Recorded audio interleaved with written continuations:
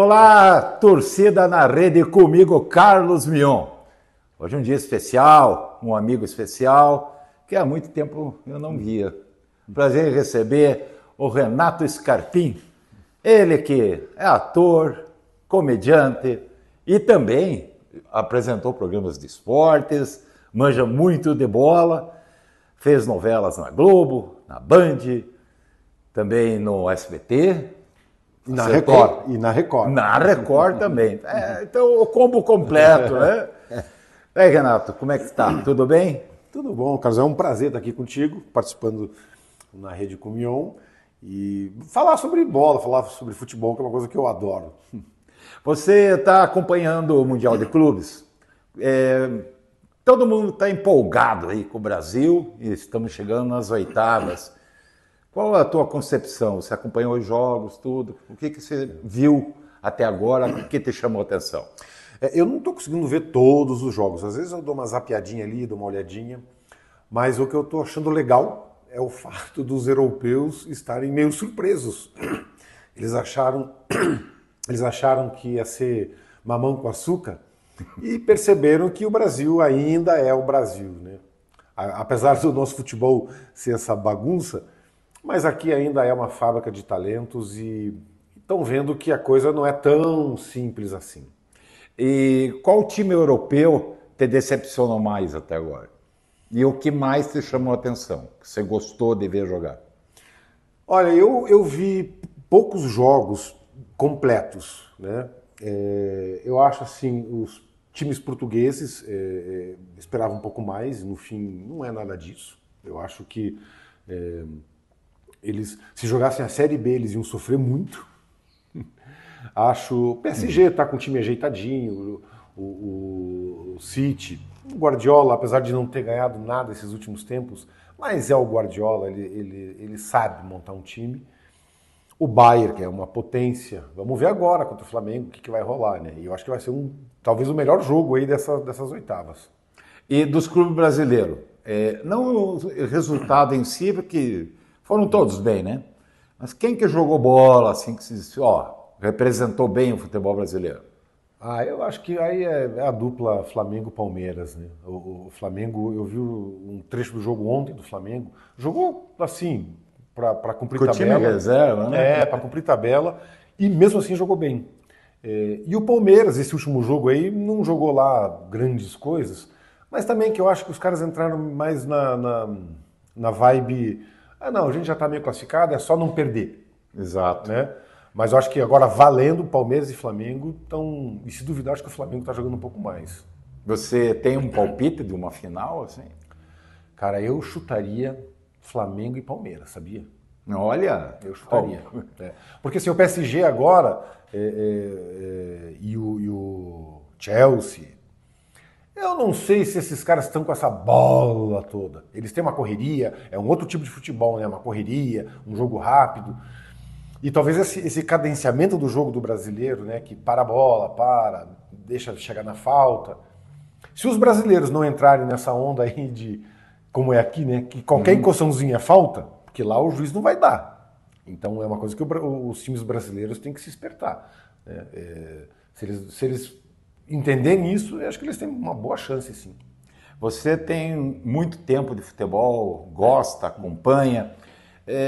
Qual seria a tua opinião sobre o que aconteceu com o futebol brasileiro, depois nós vamos falar do paranaense, brasileiro nos últimos 20 anos? Ganhamos a Copa e de lá para cá o negócio caiu, né? Os europeus evoluíram e nós regredimos. Tanto que nós estamos aí numa situação complicada dentro da própria eliminatórias. Se você analisar, o Uruguai joga um futebol mais bonito, a Colômbia, a Argentina não precisa nem falar. Na tua avaliação, assim, teu diagnóstico, o que você constatou, assim? Eu acho assim, a Alemanha foi campeã aqui no Brasil, mas a Alemanha foi campeã aqui com um projeto de futebol, né? Um projeto de futebol. Tudo bem que depois não ganhou mais nada, mas não ganhou mais nada porque a Alemanha é o tamanho lá um pouco maior do que Minas Gerais e o Brasil é continental, então o Brasil produz muito mais talento. Agora, nos últimos 20 anos, se você reparar, boa parte da torcida foi se desinteressando pela seleção, porque a seleção acabou virando um balcão de negócio. Então, assim, eu acho, né, que são diversos fatores. Um deles é isso, de você ver uma seleção brasileira jogar, você conhece um ou outro jogador, você não vê o cara jogar aqui. E aí esse cara não tem a pressão. Você acha que essa identidade com o país pesou muito ultimamente? Eu tenho certeza. O cara pode estar lá na Europa e falar, vou defender a camisa da seleção, porque é meu país e tudo mais. Só que se perder, perdeu, ele vai para o vestiário, tomar banho, no outro dia ele pega um avião e vai para a Europa. Se ele tem que encarar aqui, entrar num Fla-Flu, num Palmeiras e Corinthians e ouvir a torcida na orelha, a atitude dele é outra. Uma outra coisa é a mudança da própria sociedade no Brasil, né? Você pega os grandes jogadores, um Alex da vida, né? O Vampeta fala isso toda hora, o próprio Neto. A molecada jogava bola em campinho de barro, descalço, e jogava bola de manhã, de tarde, de noite, na escola jogava bola, dormia com a bola. Hoje não, hoje uma criança aí de 8, 10, 12 anos vai para aqueles clubes de futebol, né, escolinha de futebol, numa graminha sintética, joga lá 1 horinha por dia, não se deixa mais o talento do moleque aflorar, né, tem que respeitar a tática do treinador, quando na verdade essa galerinha aí tem que aprender o básico do futebol, domínio de bola, bater uma falta, como bater na bola, saber se posicionar dentro de campo, e tática ele vai aprender lá quando ele for júnior, né? Até ali ele tem que aprender a jogar futebol, gostar de bater com o pé na bola. E isso não tem mais, né? Tanto que se pega essa geração hoje, lá de jogadores de 20, 20 e poucos anos, a preocupação deles é estar bem na mídia social, é estar bem com a tatuagem, com o cabelo pintado, a chuteira coisa colorida. Que você não vê tanto nos jogadores alemães, espanhóis. Não vê mesmo, então, não vê isso. E lá na Europa, o brasileiro está com essa fama, né, de o Neymar, naquela época áurea dele, o Caicai, e fica nessa, eu acho, uma frescura, né, ai, me machucou. E o brasileiro tem essa mania de querer enrolar, que é uma coisa que é irritante, né? Eu vou ludibriar o árbitro. E aí forçar uma situação, porque eu tapeei o juiz. Ele acha mais bonito isso do que fazer um gol. Exatamente, e aí fica improdutivo, fica um futebol improdutivo. Na Europa é muita correria, porque os caras eles são agudos em direção ao gol, mas eles não têm a técnica que nós temos, né? O talento aqui nato. E a gente, ao invés de aproveitar o talento nato e somar com uma disciplina tática e somar com uma disciplina física, não, a gente pega o talento e acha que o talento resolve tudo. E já não é mais assim, né? Já não é mais assim. Mudou bastante. Concordo plenamente com você. E o próximo assunto nosso será o futebol paranaense. A Série B, tem Atletiba, enfim, o que o Scarpim pensa sobre isso. Mas vamos com o Itamar, nosso amigo, né? Opa! Itamar é o piloto do Boeing na Rede Comunion. Ele e o Nerinho, e já voltamos. Eu sou o Nerinho. Faça como eu. Inscreva-se e dê um like aí na Rede Comunion. É de graça e não dói. Voltamos, é isso mesmo. O meu piloto lá não é fácil. Ele diz assim, entre sorrindo, você entra mal-humorado. Como se ele fosse um mar de bom humor, né? Ele e o Teobaldo, que é o nosso produtor aqui, olha o que eu levo de babada, Renato. Tá bom, aí, já estão gritando. Por favor, você se inscreva no canal, dê o seu like, seu joinha, isso é muito importante para nós. Ainda mais, hoje temos um grande convidado, uma pessoa muito especial. E o futebol paranaense, Série B, como é que tá, Scarpim? Bom, você sabe, né? Eu sou. O Scarpim é assim, ele é coxa, daí ele é ator, né? Comediante e tal. Primeiro é coxa. Lá nas novelas, e aí, Renato, aqui em São Paulo você torce para quem? Pô, aqui em São Paulo eu torço pro Coxa. Quando ia pro Rio, agora que tá no Rio, aqui, Flamengo, Vasco, Fluminense. Cara, aqui eu gosto, sabe de quem? Do Coxa. Morei na Alemanha. E aqui, você... Coxa. Mas eu penso assim, eu acho que Série B com Curitiba e Atlético, os dois têm a obrigação de subir em vista dos outros. Lógico, tem um Goiás, que é um time muito bom, tem o Novo Horizontino, que é um time muito bom. Mas assim, acho que Coxa, Atlético e Goiás são os 3 times que têm obrigação de subir. O Atlético ficou aí patinando, está começando a querer se acertar agora. O Curitiba, aos trancos e barrancos, está aí indo porque está com uma defesa bacana. Qual a tua análise do trabalho do Moza? Você considera ele um teimoso ou um pragmático, um técnico consciente das limitações do elenco? Como é que se avalia o Moza, o trabalho que ele tem realizado até agora? Estamos falando dessas rodadas, né? Eu digo assim, ó, todas as alternativas estão corretas. Então... Eu acho ele pragmático, acho ele teimoso, mas eu acho ele muito competente. Acho que ele faz o trabalho dele de coração. Eu acho que ele está tentando, sim, acertar o time. O meu irmão, que conhece bem ele, fala, calma, ele é o jeito dele. Ele vai acertar a zaga primeiro, daqui a pouco ele vai acertar o meio de campo. Lá por julho, agosto, ele vai estar acertando o ataque. E você está vendo essa evolução. Eu vejo essa evolução no time. Eu vejo também. O que às vezes me deixa irritado, eu acho que a minha e boa parte da torcida coxa, é aquelas substituições, o 6 pela meia dúzia, que você já sabe quem vai sair, já sabe quem vai entrar e não vê o time mudar a forma de jogar. Mas esse último jogo, por exemplo, uma das grandes teimosias dele já caiu, que foi botar o Josué e o da Pena para jogarem juntos. Então... nesse ponto, que muita gente diz que eu protejo o Moza, não é isso. É que eu acho que ele pegou um time humilhado, desmoralizado, que terminou em 12º. Isso aí, historicamente, é a maior vergonha que o Curitiba passou. Terminar a Série B, não foi a Série A, né, gente? Série B em 12º lugar. E ele, em 5, 6 meses, pegou o time, houve a reformulação do elenco, foi montando o time, chega agora no G4, não está saindo do G4, então em pouco tempo ele conquistou muita coisa, mas concordo com você, ele não consegue conceber 2 meias. Eu gosto de meias. Né? Não, e você vê assim, ó, e tiveram 2 percalços aí que foram pesados, né? Eliminação na Copa do Brasil por um time semi-amador, que isso a torcida não perdoa, e no Paranaense, que também foi outro fiasco. Foi uma vergonha. Mas aí ele tinha 2, 3 meses de trabalho. Estava começando. Estava começando. Uma coisa, por exemplo, que eu acho, que eu tenho visto, pouca jogada ensaiada. Nesse último jogo contra o Cuiabá, eu já vi 2 jogadinhas ali que eles ensaiaram isso. Mas uma coisa que você tem visto, e eu acho que ninguém da torcida do Curitiba pode reclamar, é da entrega dos jogadores.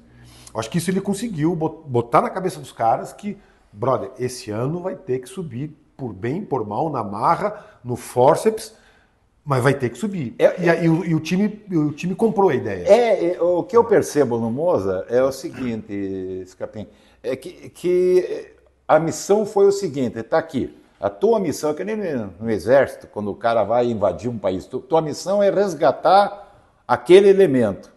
Disseram para ele, Moza, queremos voltar para a Série A. Não me interessa ser em 4º, campeão, claro que se puder ser campeão. Melhor. Parece que ele vestiu essa ideia, passou para o elenco e está mostrando para o elenco. Você vê, foram 3 vitórias, 2 empates fora de casa e uma vitória em casa. Então, se você analisar em termos de campanha, não tem o que reclamar do trabalho do Moza. Analisando pelos números, é uma campanha razoável.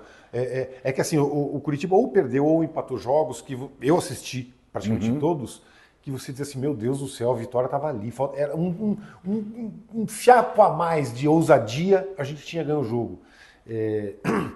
Mas como eu acho que ele está muito certo no que ele quer, no que ele está buscando, ele tem essas teimosias. E aí é uma coisa que a torcida pega no pé.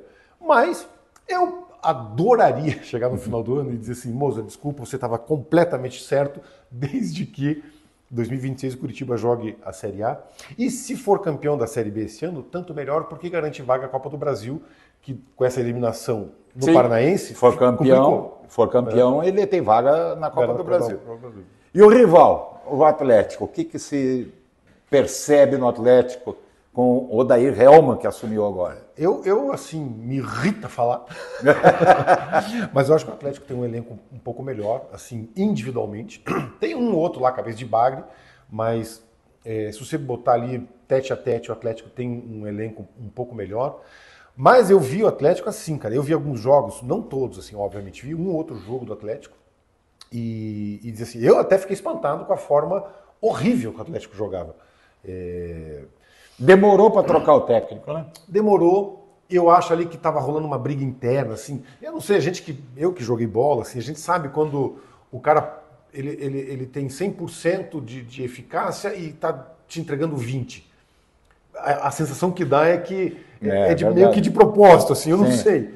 E eu acho que os meus amigos atleticanos falam, assim, revoltadíssimos. Aqueles 4-0 do Botafogo ninguém engoliu. Nossa, né? Isso os caras não perdoam. Eu achei pouco, mas, eu tirei muito sarro. Foi muito estranho aquele 4-0, dentro de casa ainda. Eu lembro do René Simões um dia falando, quando o Coxa meteu 5-0 no Flamengo aqui, e ele falou, foi felizão para casa, fui ver o resultado, fui ver o jogo, né? E aí, quando acabou o jogo, eu falei assim, não foi o Coxa que ganhou de 5-0. Foi o Flamengo que perdeu. E eu lembro... Verdade, eu lembro dessa história. Eu até assisti, eu morava em São Paulo, né, ou no Rio, não lembro, eu assisti o jogo, e os meus amigos flamenguistas diziam, cara, isso não é possível. Eu acho que com o Atlético aconteceu mais ou menos isso. E esse técnico novo aí, o Odair, veio e deu uma mudada na cabeça da galera. Falou, galera, confia em mim, vamos fazer, vamos... E os caras estão comprando a ideia dele também. Esse último jogo aí contra o Avaí, por exemplo, se não é aquele golaço que o cara fez lá, lá Friso... lá Friso. Tinha saído no empate. Mas para um time que estava perdendo de 4-0 para o Botafogo, empatar com o Avaí, que está jogando um futebol bacana, um futebol ofensivo. Ter saído com o empate de lá já era uma vantagem para o Atlético. Saído com a vitória, eu acho que botou um tempero aí bem ardido para esse clássico aí. Então, Curitiba está bem, o Atlético está se acertando. Eu só espero que seja que os 22 ali em campo... No Atletiba, o que você acha? No Atletiba, entrem para jogar bola. Isso. Porque, tipo, o último Atletiba foi vergonhoso. Né? Nós estamos com uma sequência, né? Não dá para confundir raça, vontade de vencer com violência e ignorância. Uma coisa é você entrar firme, outra coisa é você entrar na maldade, né, no adversário. Concordo. E eu espero que os caras entrem e dêem um espetáculo, porque acho que tanto a torcida do Atlético quanto a torcida do Coxa estão necessitadas de ver o resgate desse clássico nosso, porque... Até para os atleticanos, acho que os atleticanos, por mais que eles falem, ruralzão, não sei o que lá, nosso rival é o São Paulo. Mentira. O atleticano, ele aceita perder para o Flamengo, para o Bayern de Munique, aceita perder para o Ibis, mas para o Coxa eles não aceitam perder. Dói, no fundão. Dói. Isso aí não e para nós coxas é a mesma coisa. A gente aceita perder lá para o time de Brasília, lá na Copa do Brasil, mas perder para o Atlético nunca. E esse espírito que é o legal. Então eu espero que seja... Futebol é isso, cara.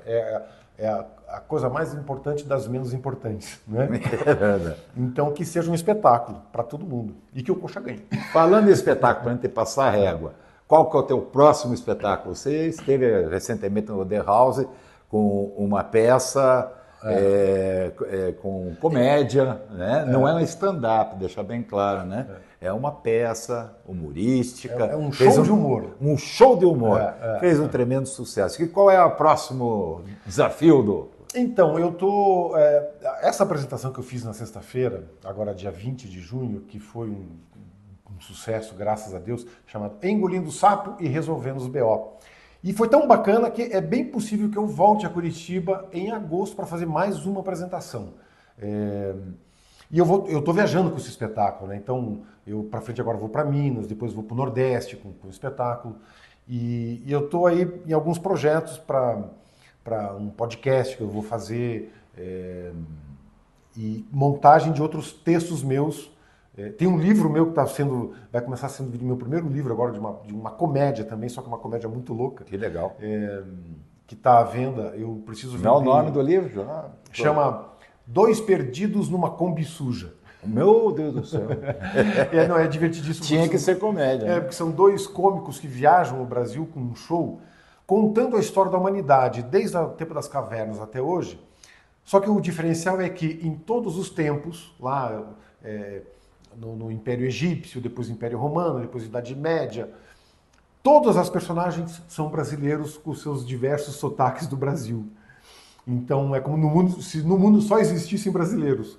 Uma comédia muito bacana e que o livro vai ser publicado e eu preciso...